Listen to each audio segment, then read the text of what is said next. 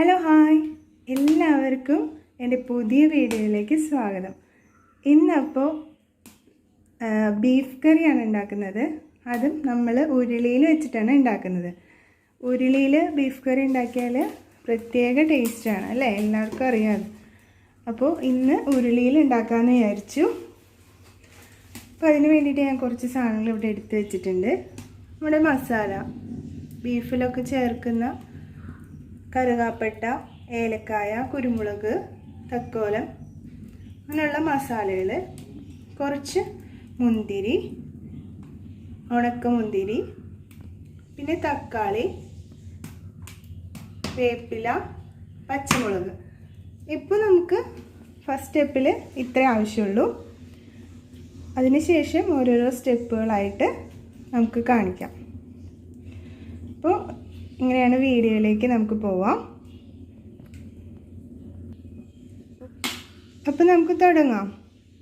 ഇനി ഫസ്റ്റ് തന്നെ ഉരുളി നന്നായി ചൂടായതിന് ശേഷം നമുക്ക് അതിലേക്ക് ആവശ്യമായിട്ടുള്ള വെളിച്ചെണ്ണ ഒഴിച്ചു കൊടുക്കാം.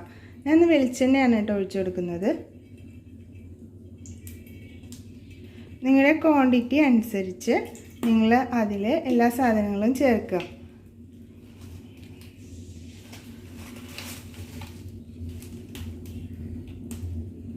വെളിച്ചെണ്ണ ചൂടാവാൻ വേണ്ടിയിട്ട് നമുക്ക് വെയിറ്റ് ചെയ്യാം. ചൂടായിട്ട് വരുന്നുണ്ട് വെളിച്ചെണ്ണ. അപ്പോൾ വെളിച്ചെണ്ണ ചൂടായി കഴിയുമ്പോൾ നമുക്ക് ആദ്യം തന്നെ നമ്മുടെ മസാല ചേർത്ത് കൊടുക്കാം.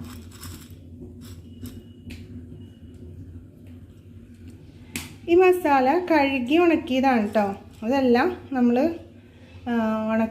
കഴുകാത്ത മസാല ആണെങ്കിൽ ജസ്റ്റ് ഒന്ന് കഴുകി എടുത്തിട്ട് വേണം ഇതിലേക്ക് ഇട്ട് കൊടുക്കാൻ വേണ്ടിയിട്ട്.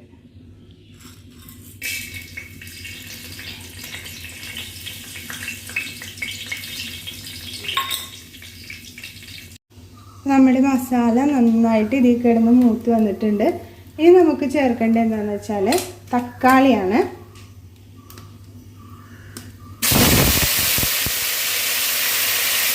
ഇത് വിറകിൽ വെക്കുന്ന വിറകടുപ്പായതുകൊണ്ട് തന്നെ നല്ല ചൂടുണ്ടാവും. അപ്പോൾ പെട്ടെന്ന് തന്നെ ഇത് വെന്ത് കിട്ടും. അല്ലോ, തക്കാളി ഇട്ട് കൊടുത്തത് മാത്രമേ ഓർമ്മയുള്ളൂ. അങ്ങനെയായി. ഇനി നമുക്ക് നമ്മുടെ പച്ചമുളകും വേപ്പിലയും കൂടി ചേർത്ത് കൊടുക്കാം.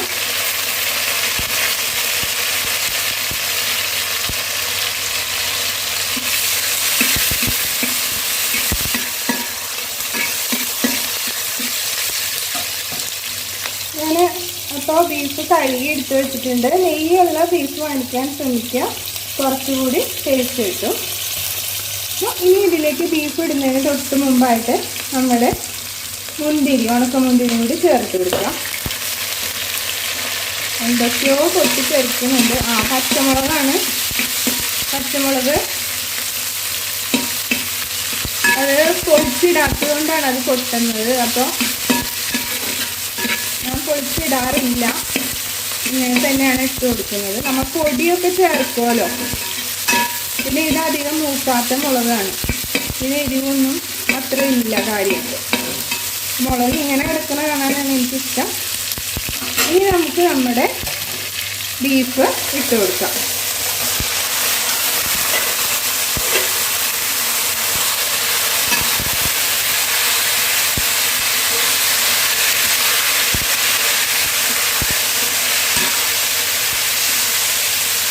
നന്നായിട്ടൊന്ന് മിക്സ് ചെയ്തെടുക്കാം.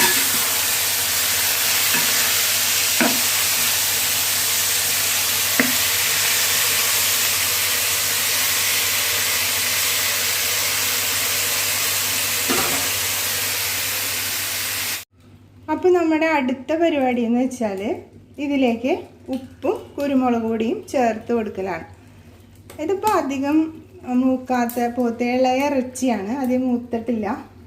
നല്ല സോഫ്റ്റായിട്ടുള്ള ഇറച്ചിയാണ്. ഈ ഉരുളിയിൽ തന്നെ കിടന്ന് ഒരു 2-3 മണിക്കൂർ കൊണ്ട് തന്നെ നമുക്ക് വേവിച്ചെടുക്കാൻ പറ്റും. നല്ല മൂത്ത ഇറച്ചിയൊക്കെ ആണെങ്കിൽ കുക്കറിലിട്ട് വേവിച്ചിട്ട് ഇതിൽ ചേർക്കാം. അപ്പോൾ അതിൻ്റെ ടേസ്റ്റ് കുറച്ച് കുറയും. എപ്പോഴും നമ്മൾ ഇതുപോലെ വെക്കുകയാണെങ്കിൽ നല്ല ടേസ്റ്റാണ്. അപ്പോൾ നമുക്ക് ആദ്യം തന്നെ ഉപ്പ് ചേർത്ത് കൊടുക്കാം. പിന്നെ കുരുമുളക് പൊടി, ഇത് രണ്ടും ചേർത്ത് നന്നായി മിക്സ് ചെയ്ത്. അപ്പോൾ ഇത് ഞാൻ സെപ്പറേറ്റ് വെള്ളമൊന്നും ഒഴിച്ചിട്ടില്ല, വെള്ളം കളഞ്ഞ് വെച്ചതാണ്. എന്നാലും ഇതിൽ നിന്ന് വെള്ളം ഇറങ്ങി വരുന്നുണ്ട്. ഇതിൽ തന്നെ കിടന്ന് ഇത് ഒന്ന് വെന്ത് കിട്ടണം. അപ്പോൾ ഒരു പകുതി വേവാവണ വരെ നമുക്ക് ഇത് ഇതിലിട്ട് തന്നെ വേവിച്ചെടുക്കാം. അപ്പോൾ അതിന് വേണ്ടിയിട്ട് ഞാനിത് ഇനി മൂടി വെക്കുകയാണ്.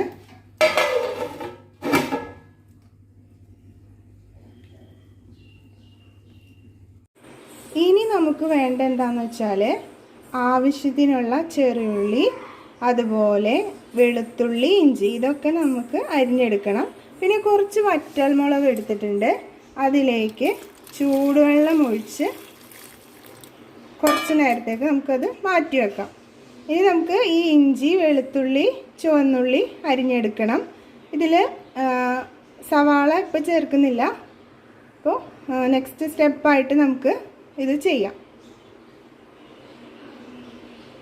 അപ്പോൾ നമ്മുടെ ചുവന്നുള്ളി, ഇഞ്ചി, വെളുത്തുള്ളി നന്നാക്കി കഴിഞ്ഞു. ഇനി ഇത് കഴുകിയെടുത്തതിന് ശേഷം ഒന്ന് ചതച്ചെടുക്കണം. അതുപോലെ തന്നെ നമ്മുടെ ഈ വറ്റൽമുളക് വെള്ളത്തിലൊക്കെ ചൂടുവെള്ളത്തിൽ കിടന്ന് കുതിർന്നിട്ടുണ്ട്. ഇനി അതും ഇതുപോലെ ഒന്ന് നന്നായിട്ട് പേസ്റ്റാക്കി എടുക്കണം. അപ്പോൾ നമ്മുടെ മുളക് നന്നായിട്ട് ഗ്രൈൻഡ് ചെയ്തെടുത്തിട്ടുണ്ട്. അതുപോലെ ഇഞ്ചി, വെളുത്തുള്ളി പേസ്റ്റ്, ചുവന്നുള്ളി പേസ്റ്റും ആക്കി എടുത്തിട്ടുണ്ട്. ഇനി നമുക്കിത് കറിയിലേക്ക് ചേർത്ത് കൊടുക്കണം. അപ്പോൾ ഇത് ബീഫ് കറിയിലേക്ക് നമ്മൾ നേരിട്ടല്ല ഇത് ഇഞ്ചി, വെളുത്തുള്ളി പേസ്റ്റൊക്കെ ചേർത്ത് കൊടുക്കുന്നത്. ജസ്റ്റ് ഒന്ന് ഇതിൻ്റെ ഒരു പച്ചപ്പ് ഒന്ന് മാറ്റിയെടുക്കണം. അപ്പോൾ ഞാനത് കുറച്ച് വെളിച്ചെണ്ണ ഒഴിച്ചിട്ട് ഒന്ന് വാട്ടിയെടുക്കുകയാണ്. അപ്പോൾ ആവശ്യത്തിനുള്ള വെളിച്ചെണ്ണ ഒഴിച്ചു കൊടുത്തതിന് ശേഷം നമുക്ക് നമ്മുടെ ഇഞ്ചി, വെളുത്തുള്ളി പേസ്റ്റ് അതിലേക്ക് ഇട്ട് കൊടുക്കാം. എന്നിട്ട് ഇത് വല്ലാതെ ബ്രൗൺ കളറൊന്നും ആവേണ്ട, ജസ്റ്റ് ഇതൊന്ന് വഴറ്റിയെടുത്താൽ മാത്രം മതിയാവും.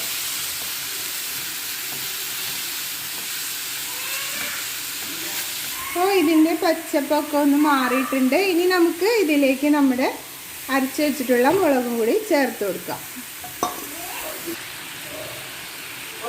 ഓക്കെ, അപ്പോൾ ഇതിൽ കിടന്ന് കുറച്ച് വെളിച്ചെണ്ണ വേണമെങ്കിൽ നമുക്ക് ഇതിലിപ്പോൾ ഒഴിച്ചു കൊടുക്കാം.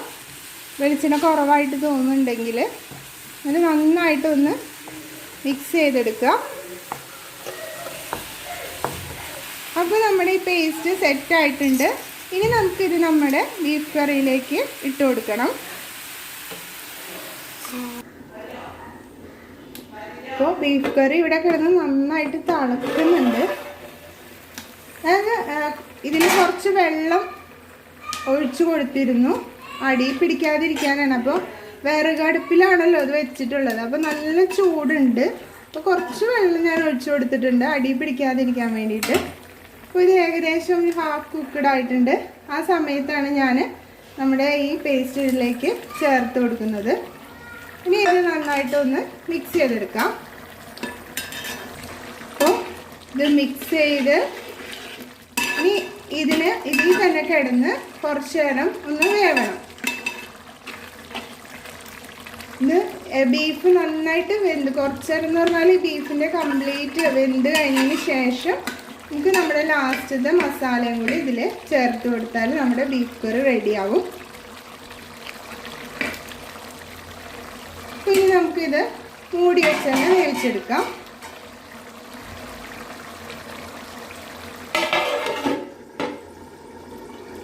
ഇനി നമുക്ക് വേണ്ടത് ഒരു സവാള അരിഞ്ഞത്, പിന്നെ വേപ്പില, അതുപോലെ തേങ്ങാക്കൊത്ത്.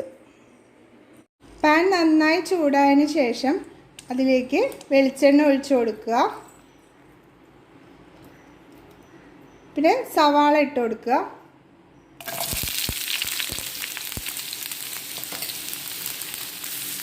ഇതിൽ ചേർക്കുന്ന സവാള നന്നായിട്ട് തന്നെ വഴണ്ടി കിട്ടണം. നല്ല ബ്രൗൺ കളർ ആവണ വരെ തന്നെ ഈ സവാള നമുക്ക് വഴറ്റി കൊടുക്കണം.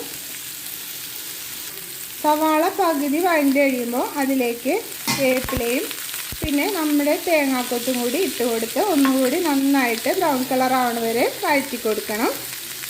സവാള നന്നായിട്ട് വാടിയിട്ടുണ്ട്. അപ്പോൾ അതിലേക്ക് ഞാൻ 1 ടീസ്പൂൺ മഞ്ഞൾപ്പൊടി ചേർത്തിട്ടുണ്ട്.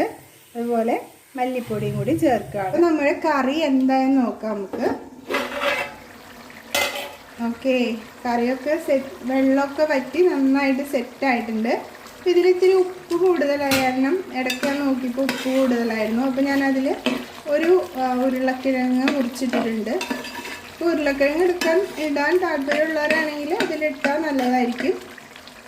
അപ്പോൾ ഇനി നമ്മുടെ ലാസ്റ്റ് നമ്മൾ ഉണ്ടാക്കി വെച്ചിട്ടുള്ള മിക്സ് അതിലേക്ക് ചേർത്ത് നന്നായിട്ടൊന്ന് മിക്സ് ചെയ്ത് കൊടുക്കുക.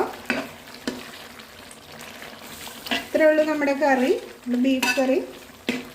എല്ലാവരും ഒന്ന് ട്രൈ ചെയ്ത് കൊടുക്കുക, നല്ല ടേസ്റ്റിയാണ്.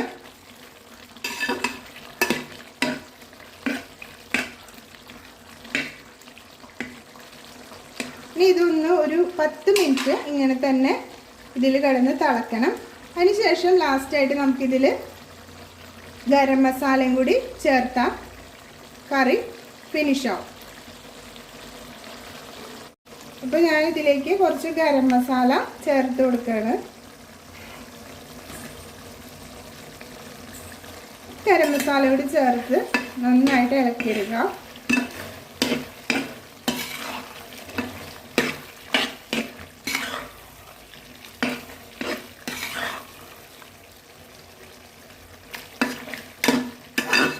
ഇതൊരു 10 മിനിറ്റ് ഇതിൽ തന്നെ ഇങ്ങനെ കിടന്ന് ചെറു തീയിലൊന്ന് വെന്ത് കിട്ടണം. ഇപ്പോൾ 2 മണിക്കൂറാ നമുക്ക് ജസ്റ്റ് ഈ കറി ആയിട്ടുള്ളൂ. കാരണം മൂത്തിറച്ചി ആയിരുന്നില്ല, അതുകൊണ്ട് തന്നെ 2 മണിക്കൂർ കൊണ്ട് തന്നെ നമുക്ക് വേഗം ഈ വിറകടുപ്പിൽ തന്നെ കിടന്ന് വെന്ത് കിട്ടി. എന്നാലും ഇത് 10 മിനിറ്റ് ചെറിയ തീയിൽ കൂടി ഒന്നുകൂടി വേവിച്ചെടുത്താൽ നമ്മുടെ ബീഫ് കറി റെഡിയായി. 10 മിനിറ്റ് കഴിഞ്ഞു. ഇനി നമുക്ക് നമ്മുടെ കറി ഒന്ന് നോക്കാം.